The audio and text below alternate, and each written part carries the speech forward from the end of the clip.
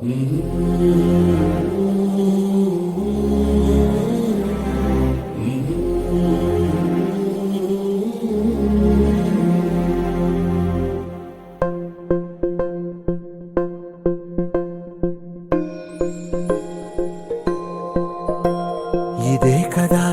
కదా నీ కథ ముగింపులేనిదై సదా సాగదా.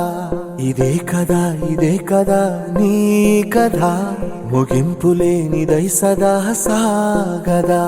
నీ కంటి రెప్పలంచున మనస్సు నిండి పొంగిన ఓ నీటి బిందువే కదా నువ్వెతుకుతున్న సంపద. ఒక్కొక్క జ్ఞాపకానికి 100 ఏళ్ల ఆయువుందిగా, ఇంకెన్ని ముందు వేచనో అవన్నీ వెతుకుతూ పదా.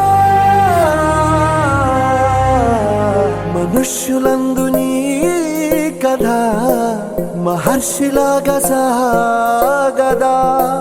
మనుష్యులందు నీ కథ మహర్షిలాగా సాగదా.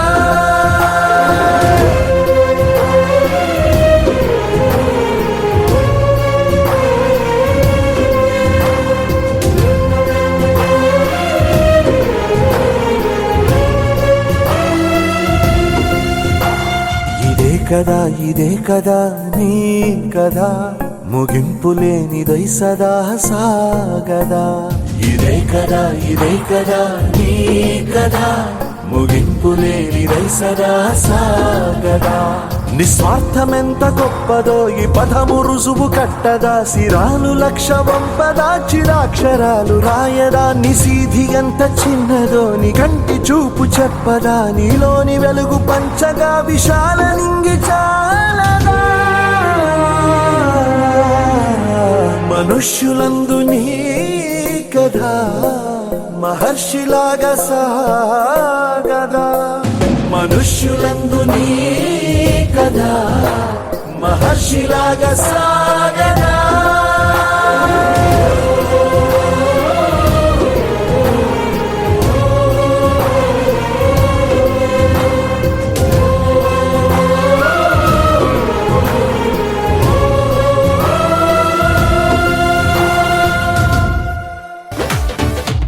చిన్న నవ్వే చాలు, ఓ చిన్న మాటే చాలు, అడిగి తెలుసుకుందా.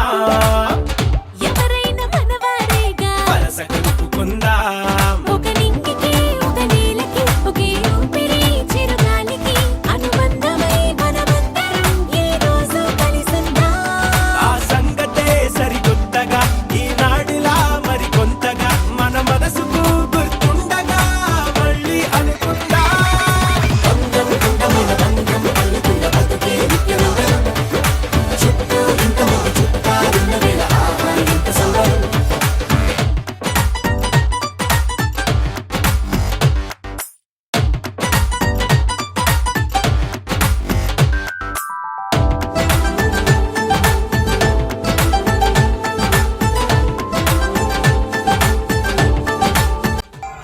ముందుగా అందరికీ నమస్కారం అండి. నా పేరు రమేష్ బాబు, అమ్మాయి ఫౌండేషన్ సేవకుడిని. మన ఫౌండేషన్ ద్వారా నిర్వహించిన సేవా కార్యక్రమంలో భాగంగా ఈరోజు కీర్తిశేషులు యోహాన్ గారి 3వ వర్ధంతి సందర్భంగా వారి కుటుంబ సభ్యులైనటువంటి మహితా గారు, అలాగే వాళ్ళ పాప జాయ్ వారు ముందుకు వచ్చి యోహాన్ గారి పేరు మీద ఈరోజు నగరంలోని నేతాజీ వృద్ధాశ్రమం ఉన్న వృద్ధుల మధ్య వారికి మంచి ఆహారం అందించడం జరిగిందండి. యోహాన్ గారి ఆశీస్సులు వారి కుటుంబ సభ్యులకు ఎల్లవేళ ఉండాలని మన తరపున మరియు ఆ భగవంతుని తరపున వారికి కోరుకుంటున్నాను. అలాగే ఈ సేవా కార్యక్రమం నిర్వహించినందుకు మహితా గారికి ప్రత్యేక ధన్యవాదాలు తెలియజేస్తున్నాను. వారు గతంలో కూడా మన ఆర్గనైజేషన్ నుంచి ఆశ్రమాల్లో సేవా కార్యక్రమం నిర్వహించారు. వారికి వారి కుటుంబ సభ్యులకు ఎల్లవేళలా ఆ భగవంతుని ఆశీస్సులని కోరుకుంటున్నాను.